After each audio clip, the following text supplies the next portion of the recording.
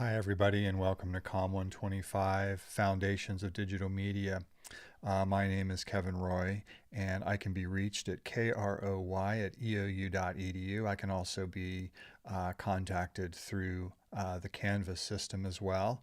Either way is fine. My preference is for regular email, as Canvas is not a very good system for communication, actually. Um, but moving forward, your textbook for the course is called the Digital Media Primer. The third version or edition is preferred, but the second edition you can also get. There are digital copies available, hard copies, used copies that are cheaper, but however you want to go. The material primarily from the course will be extrapolated from the text, and so the exams or tests will be primarily over the material that is embedded within the textbook. So be sure to take notes on the lectures, be sure to take notes as you read the text, and you should be fine in terms of being successful in the course. So let's dive right in. We're in chapter 1, and there'll be 4 lectures that divide chapter 1. So let's begin. Chapter 1, let's talk a little bit about analog versus digital and digitization and what that actually means and how to think about media in terms of analog versus digital. So this is chapter 1, and consider that what we're talking about essentially is a difference in representation. So the way analog represents a particular form of media is different than the way digital represents a particular form of media. So analog media versus digital media. Think about what is in your world, what constitutes analog media versus digital media, and think about the difference in terms of just the mechanics of how analog media works as opposed to digital media. So we'll discuss answers to the questions and concepts in this with regard to how computers store and transmit information using digital data. We'll look at what actually defines digital data. Is there anything that's not digital? Why do we bother to learn about anything not digital in a digital media course? Good question. And what does digitizing mean? So these are questions that we'll explore and discover answers to. So analog information, let's take a couple of examples here. Time is analog. Weight, temperature, line length, the length of a line on paper is analog. The width and length of a sheet of paper, this is analog information. The colors in a piece of film, for example, that would be analog information. Okay. So moving forward, analog information, sound loudness is sort of analog. Light, brightness, color saturation, and hue, which I kind of referenced before. But that's not to say that these ideas, for example, the brightness of the light or contrast, can't be represented digitally. Okay, keep that in mind. Analog information is continuous information, and I'll talk more about that in a second. An infinite number of divisions exist between any two measurements, okay? And the way to really think about this is the way in which a number, let's say it's a temperature, for example, can be broken down infinitely into decimal points, right? So it is currently in Legrand freezing cold and kind of nasty out. So it's probably about 28 degrees or something, but it's actually about 28.1 degrees. It's actually about 28.12 degrees, but probably it's closer to 28.125 degrees. Okay, do you see what I mean? So it can be infinitely broken down in terms of how we can quantify it. All right.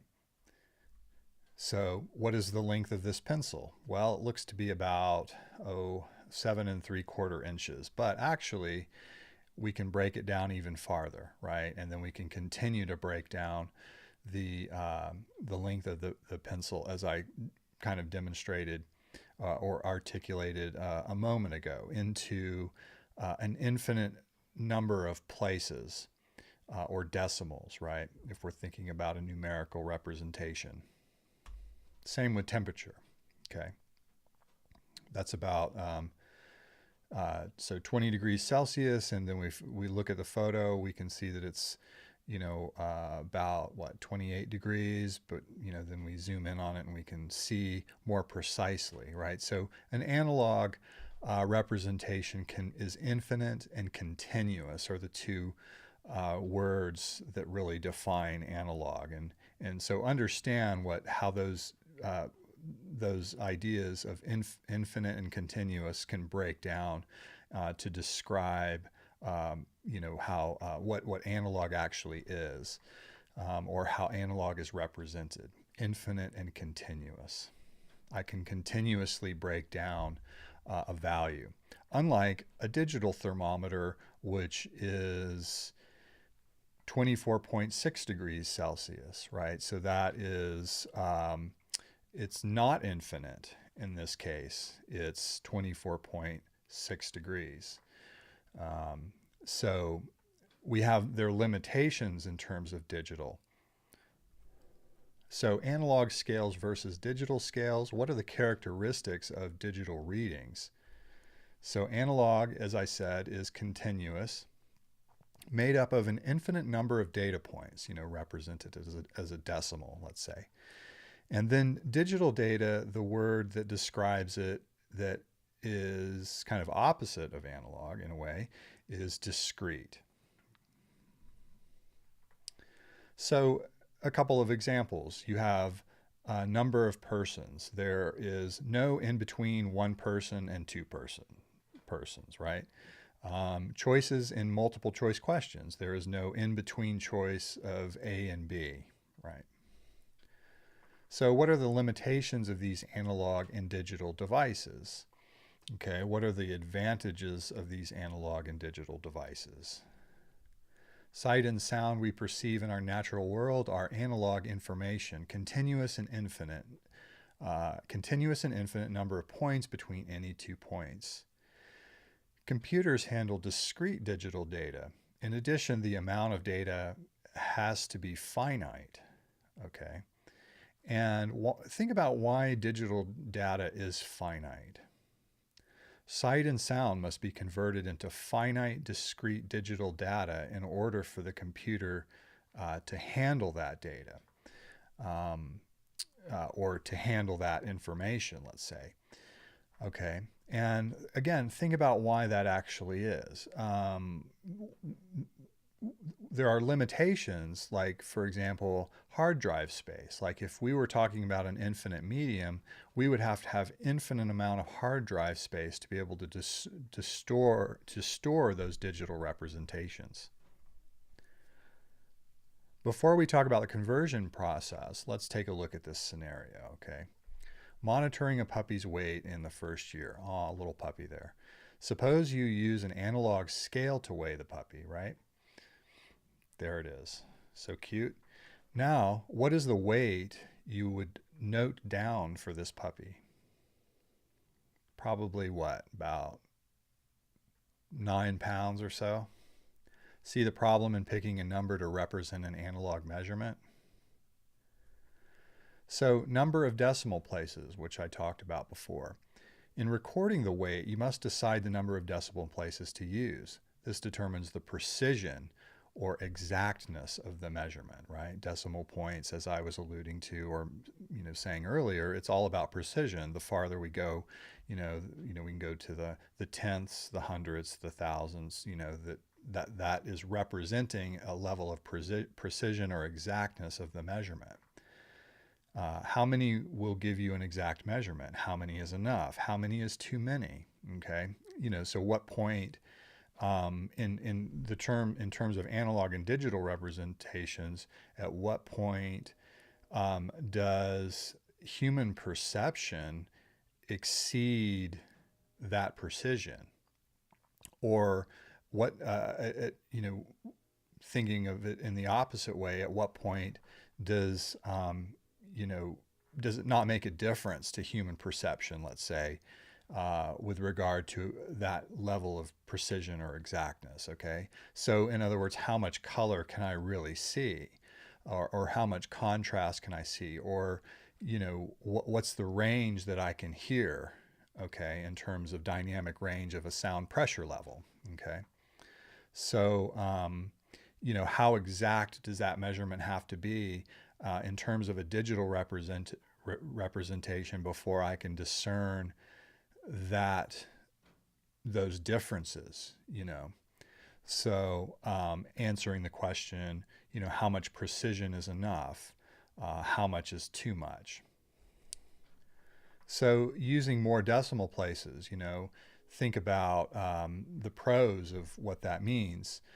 Increase the precision in general, but how many is meaningful, as I was talking about? How much color do I actually need to have represented, let's say in a digital medium?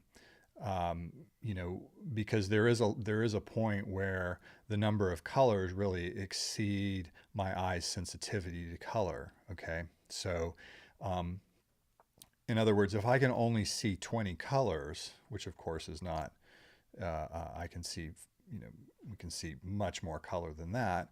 If I can only see 20 colors, why do I need to be able to represent 50? Okay. So the pros will allow finer distinction between values. Sometimes this is a necessity. The cons require more paper and paperwork. Okay, so if we're thinking of kind of an analog source or analog medium, it would take longer to read through and interpret the numbers if I have, lots of precision as represented by decimal points, a numerical representation. So with one decimal place, you can have 10 different values between, say, 2 and 3. All right. You can make distinctions between or distinguish between 2.5 and 2.8. All right. So, but 2.5 and 2.8 would have to be rounded to the same value of 3 if the values do not allow decimal places. Okay, pretty straightforward. Suppose the allowable weight readouts are these 10 levels, 0, 5, 10, 15, 20, 25, 30, okay, and so on.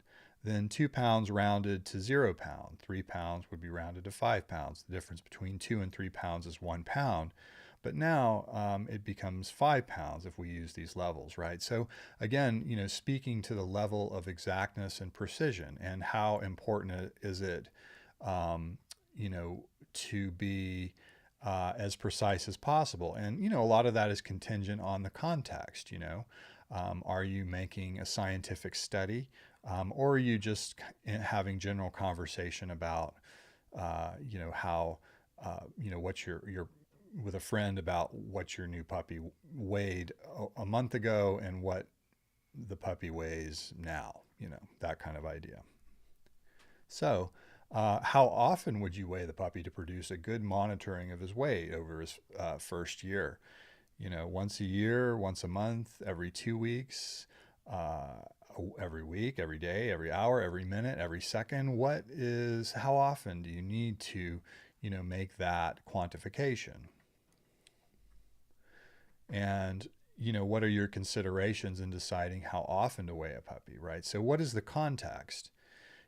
Again, are you having a casual conversation with a friend, or are you conducting scientific research to determine how much food a puppy eats in 15 minutes? Okay. The outcomes are going to be different in terms of intentions. So, considerations to make. What happens if you weigh the puppy not often enough?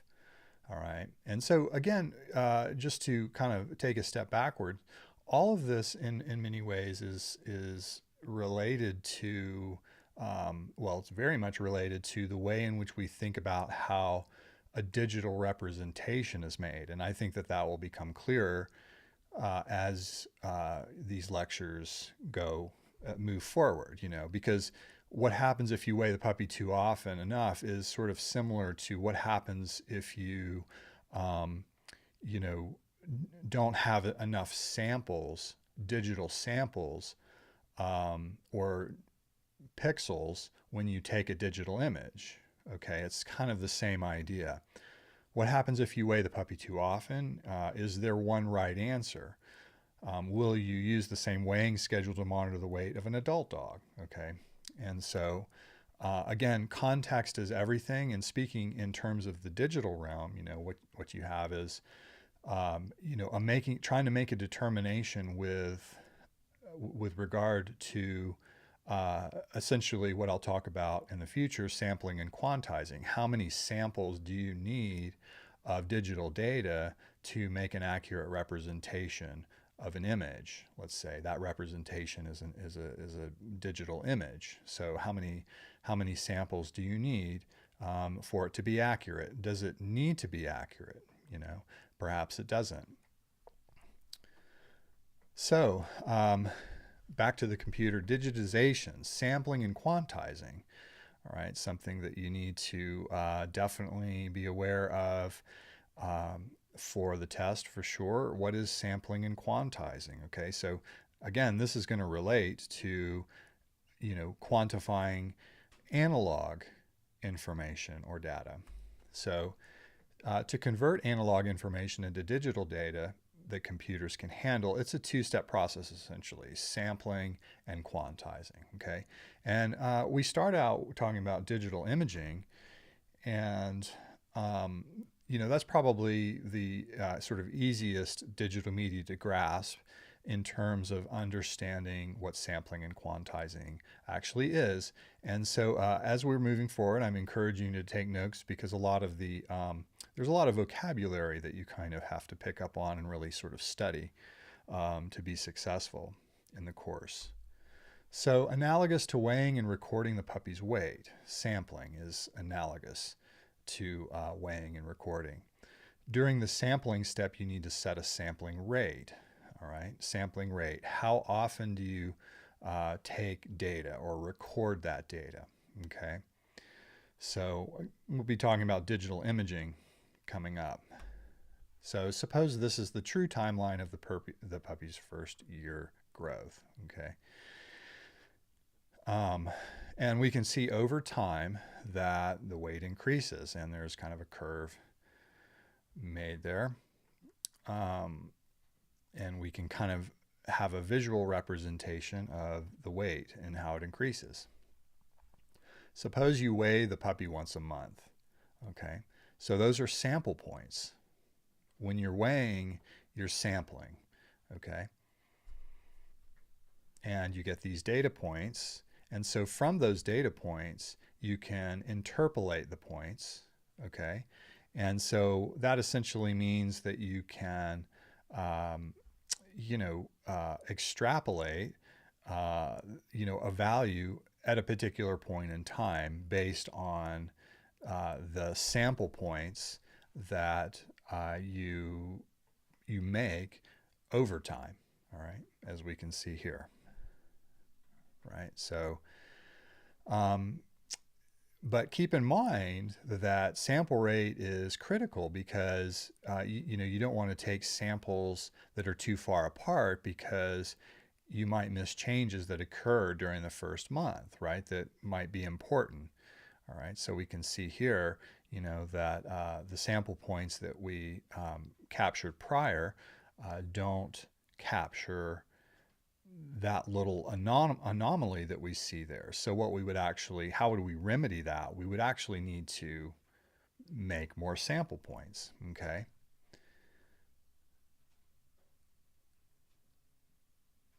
So the rest of this, the curve matches pretty well. So if we weighed once a week, um, you know, there might be room there to miss even more information. I'm going to back up a second here. So this is um, weighing every month, okay, right? So it's wider in terms of the sample points, right? And so we can draw the line, and then if we grab sample points every week, we're going to have a more accurate sample, okay? And you get these data points, and those data points actually might account for that subtle change there, okay? So the data is catching the changes occurring the first month much better. We're sampling. But is it exact? So now for the rest of the year, the data points seem like there's too many, okay? So sampling rate, and this really comes into play later in the course when we talk about audio. And the reason is because digital audio is a time-based medium, whereas digital imaging, like just taking a snapshot with your smartphone, is not necessarily a time-based medium. Okay, so thinking about a high sampling rate, you can catch more of the weight changes. All right. But you produce more paperwork and it takes longer to read, right? So you've got more data, which may be harder to interpret. That's sort of an analog scenario. Digitization, the pros can capture details, right? For example, some changes of color within a small region in a picture, or amplitude changes in sound within a short period of time. Cons, produces larger file and thus takes longer to process. Okay, so you're sampling more data, and so you have more data. What is data? How does data function in a computer system? You know, you have more information, and so file sizes are going to be greater. That data takes up more space on a hard drive. Or another way to think about it is like in terms of it may take longer for that data to transmit, you know, uh, through the internet, for example. Okay, so keep that in mind. A low data rate, you know, you're going to have less paperwork. It maybe would take a shorter time to process that data or interpret the data, but you may actually miss some of those weight changes. All right, pros, produce smaller file and thus take shorter time to process. Cons, may miss details. Okay, so understanding this and the differences really will give you a sense of, in terms of selecting a particular characteristic of a digital media, whether it's digital video or digital audio, it'll help you make decisions in terms of what's required in terms of quality, let's say, right? Do you want higher quality or less quality? Sometimes having more digital data means that you have more resolution or you have a higher quality or, um, you know, you've got more samples, you've got higher resolution, therefore you have a more accurate digital representation, okay? So quantization is sort of analogous to rounding the weight to fix a number of digits in the weighing puppy scenario, right? So once a value is sampled, then it needs to be rounded to a particular, you know, up or down, depending on how many values that you have available to you. So during the quantization step, you need to set bit depth. And there's a vocab word that you need to write down in your notes for sure, bit depth, sometimes referred to as color depth. Bit depth refers to the number of allowable levels you can map or round the values to.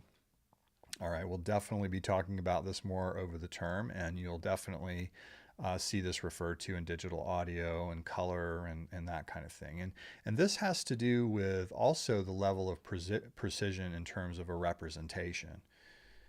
So for 10 discrete levels, you may have the 10 allowable values as dictated here. All right. So But again, you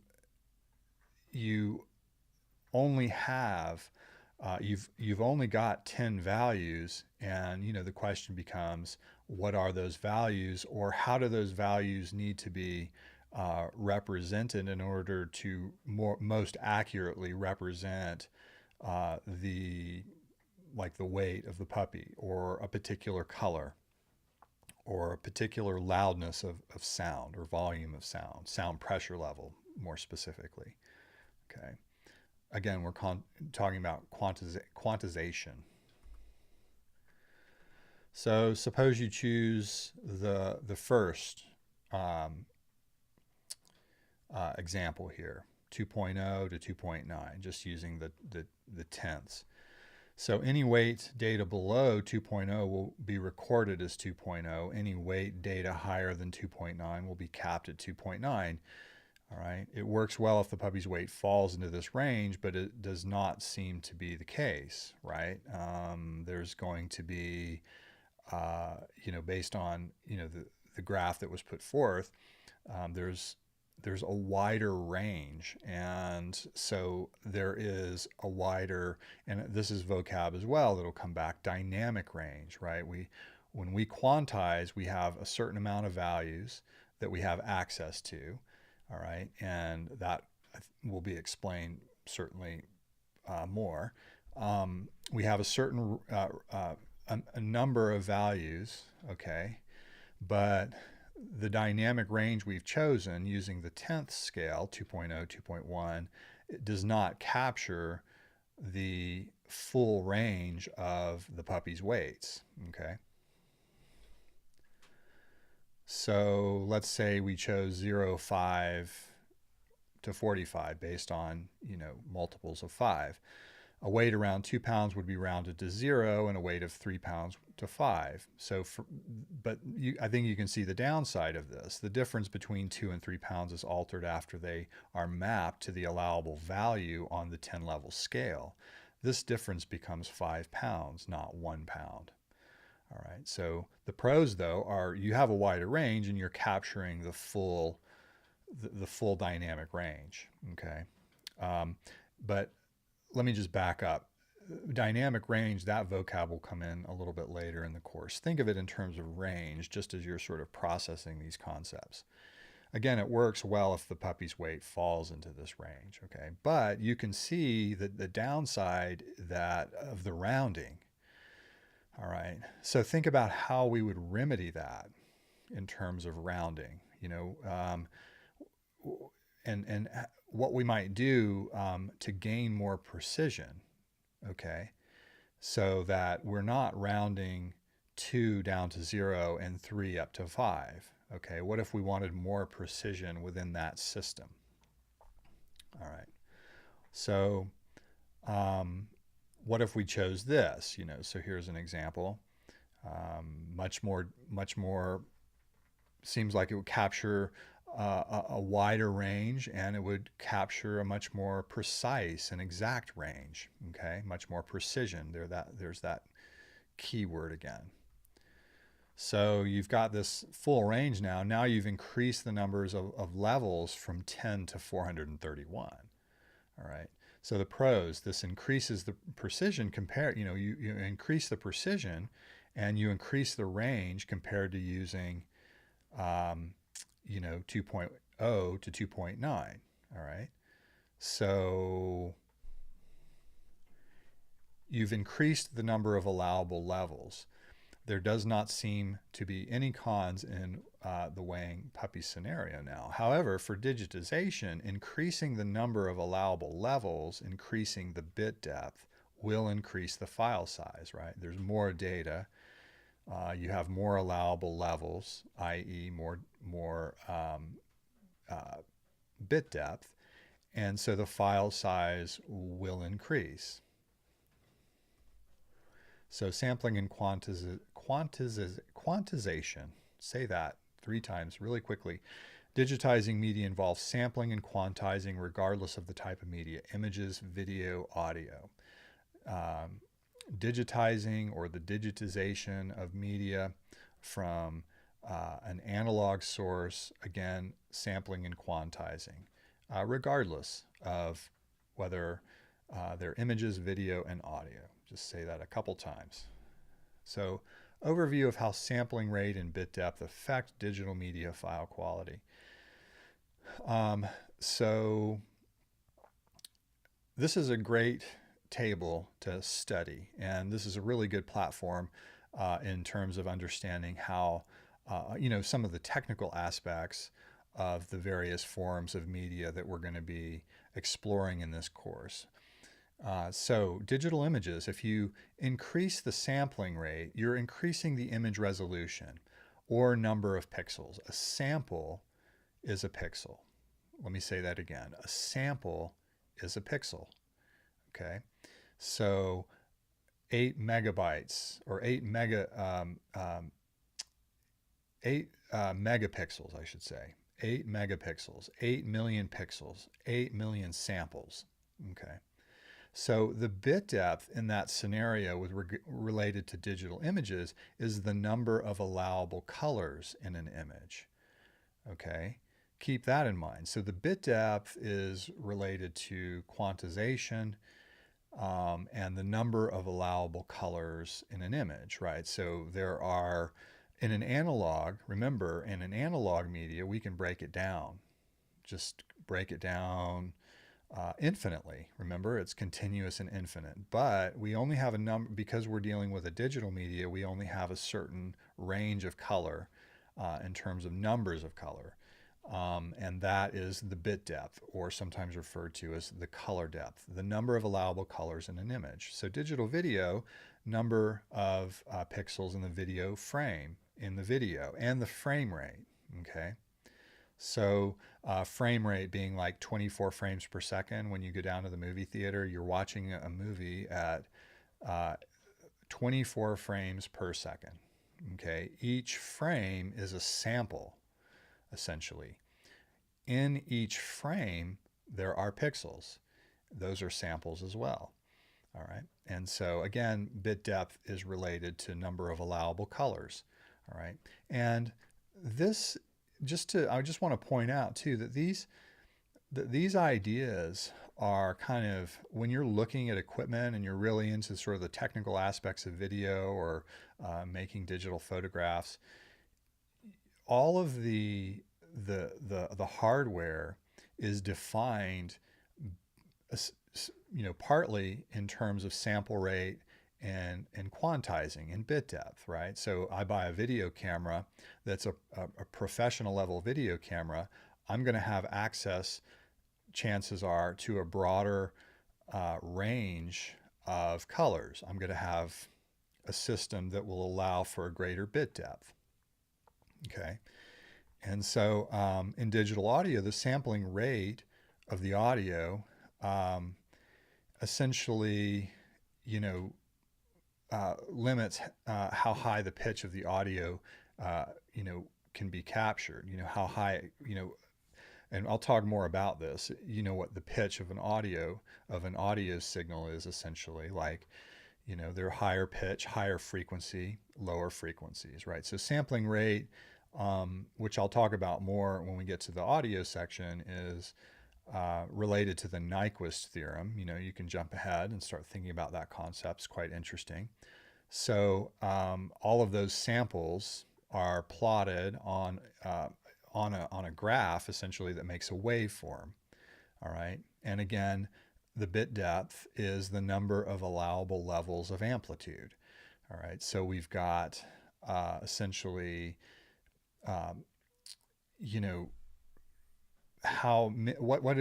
this is where the idea of dynamic range comes in. How loud something is and how soft a signal is. Okay. And can our digital audio medium capture that range with the number of allowable levels of, data points that represent the amplitude, right? Think of a, Google audio waveform, if you're not sure what I mean by what an audio waveform looks like. And think about that graph in relation to the puppy graph earlier.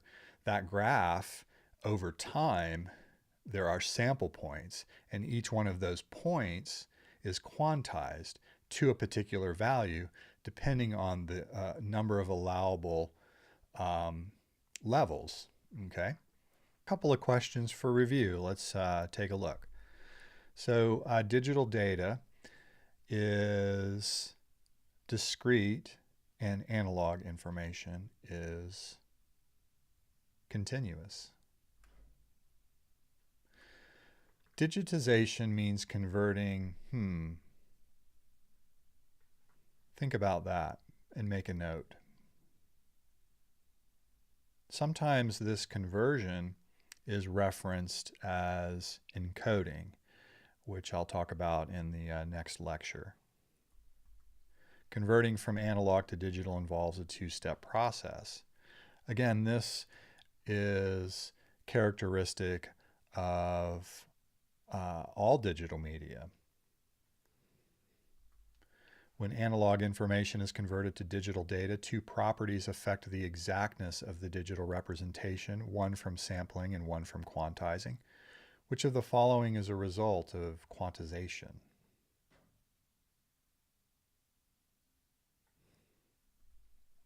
Which of the following refers to the number of allowable levels of digitized data?